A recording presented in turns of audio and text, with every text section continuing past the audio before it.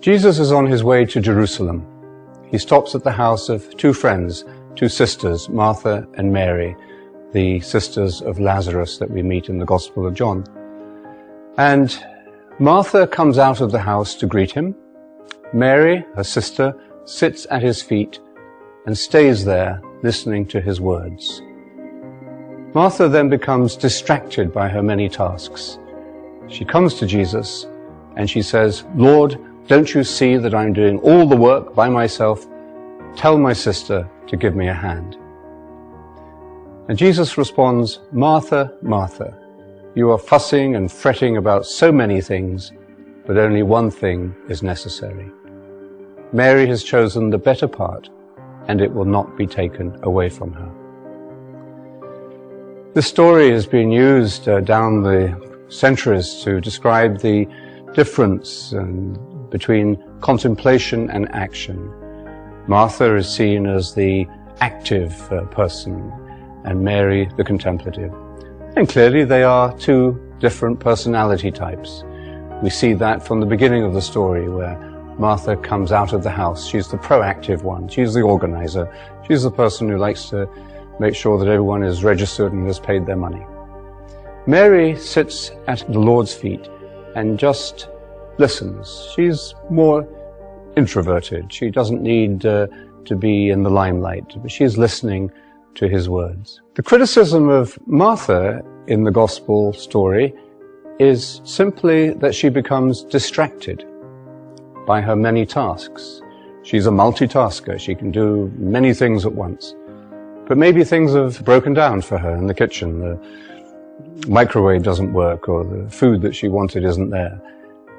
And she becomes distracted, and she becomes anxious and angry. She comes back into the room where Jesus is, and she attacks Jesus. She's a kind of domestic terrorist. She now tells him what to do. I think this is the only story in the gospel where one of the disciples tells Jesus what to do.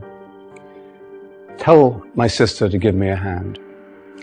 And she's exhibiting all the classic symptoms of stress. She's isolated, she feels lonely, she feels overwhelmed, she can't cope, and she's angry, and she's displacing her anger onto innocent bystanders. And we should remember she's suffering. Stress is a very characteristic part of life today, and it causes great stress. We know that it causes physical diseases. It means we have to take time off work. It may interrupt our career. It may disrupt our family life. Stress is a disease of the modern world. And if we were to give Martha one more job to do in heaven, it would be, I think, to become the patron saint of stress, because she's exhibiting a classic example of it. Because she's suffering, we see Jesus responding not with anger, not with condemnation, but with compassion. And first of all, he says, "Martha, Martha." In other words, he's recalling her to herself. She's lost touch with herself. That's what's happened when we fall into stress and into anxiety. We feel cut off from our own true identity, and therefore we can't relate to other people, certainly not to the Spirit. So the first thing he does is simply to recall her to herself. And then, like a good friend, he puts a mirror in front of her. He leads her to self-knowledge. He says, "You are fussing and fretting about so many things. You're scattered, you're fragmented, you're doing too much, and you've lost your center, you've lost your sense of priority." And then he defends Mary in a way that has been used down the centuries to defend the contemplative life from those who say that it's a waste of time, it's useless. The time you spend meditating doesn't do any good. He says Mary has chosen the better part, and it will not be taken away from her. He says that only one thing is necessary. What is the one thing necessary? He doesn't define it, actually. It's up to us to interpret this story. And perhaps the one thing necessary is to realize that Martha and Mary are not just two personality types, the introvert and the extrovert, in conflict. but that they are the two aspects of the human soul. In you, in me, in everyone, there are these two dimensions, like the two halves of the brain, the intuitive and the logical, the active, the contemplative.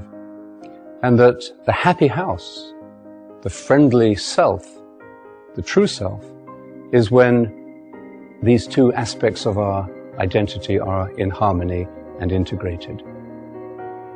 The power of Jesus' comments to Martha is to recall her to that deep inner wisdom, to put herself back into harmony with her other half, the other half of herself. How do we do that?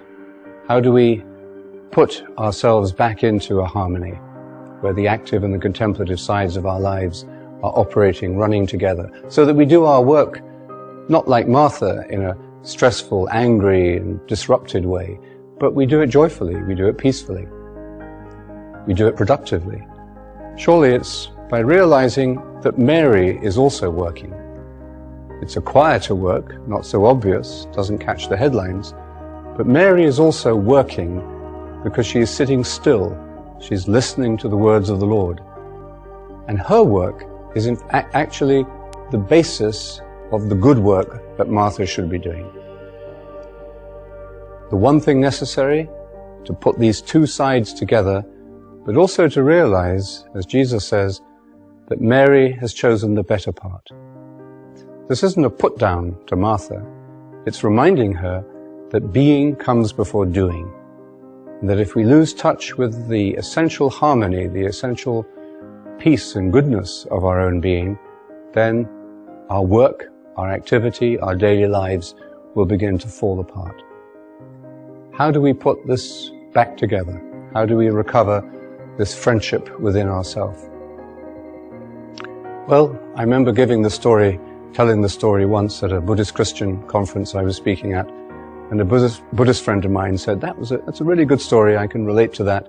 What happened next? And of course we don't know, as in many of the gospel stories we'll be looking at, we don't know what happens next. Because in a sense what happens next is us. How do we interpret it? How do we find a practical way, a way like daily meditation, to put this priority back into our lives, to see how our lives of action, our running around, our work, are built upon the stillness, the silence, the listening, which is the work of Mary.